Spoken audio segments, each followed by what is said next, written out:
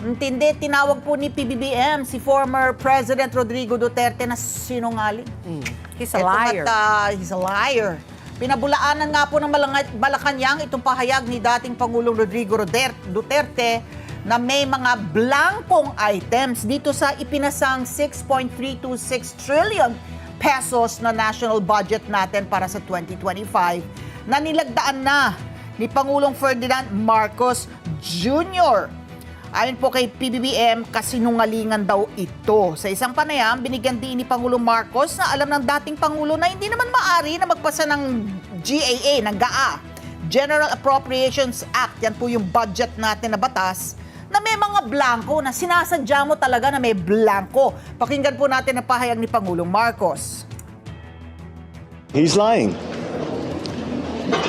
He's a president. He knows that you cannot pass a GAA without with a blank. He's lying. He's lying because he knows perfectly well that that doesn't ever happen. Sa kasaysayan ng buong Pilipinas, hindi pinapayagan na magkaroon ng item ang GAA nang hindi nakalagay kung ano yung project at saka ano yung gastos, ano yung pondo. So, it's a lie. Okay, kasi may lumabas na podcast, no? May interview. Etong si Davao PRRD. City 3rd District Representative Isidro Ungab. No, siyempre nandun din yung former President Duterte. Ang sinasabi niyang gano'n kasi makikita mo naman na pirmado.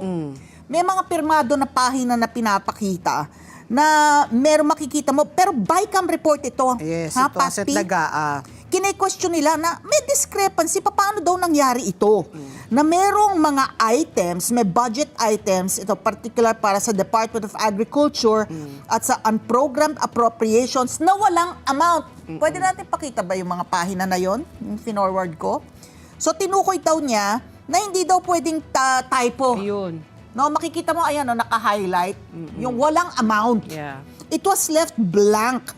So, maraming pahina daw na ganito. So, tinutukoy nila, paano discrepancy daw to? How did this discrepancy happen? So, ayon kay Ungab, no, may ilang items sa ilalim ng Department of Agriculture at mga ahensya sa ilalim ito, particular ng NIA, yung National Irrigation Administration, at Philippine Coconut Authority.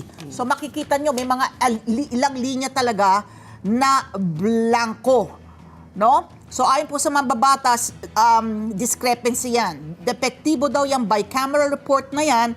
Nang nakapagtataka pirmado, nakikita nyo yung mga pirma. Okay. So, may malaking malian niya sa 2025 General Appropriations Act.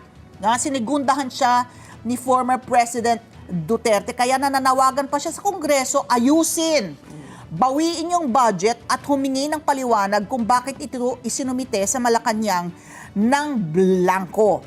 So merong may expression, 'di ba, Patrick, kapag ganyan, parang binigyan mo ng blank check. Blank check, yeah. 'Di ba? Yun ang sinasabi nila. Oo, halintulad pa ni Duterte pag-iiwan ng mga blanco dito sa budget na to sa pagbibigay ng blank check. Pakinggan po natin ang pahayag ni Pangulong Duterte, former president. There's something terribly wrong. And as a matter of fact, I would say, kung may mga blanco yan lumusot, that is not, kung nasa batas na yan, lumabas na yan ng blanco-blanco,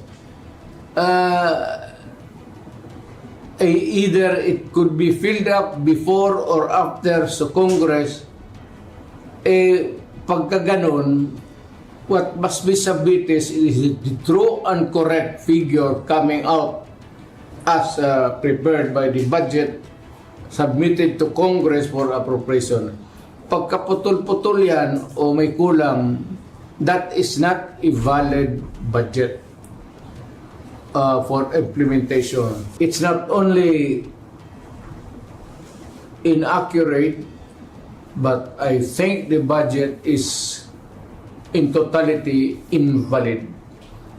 Hindi na pwede mag-blanco-blanco dyan sa pera ng tao.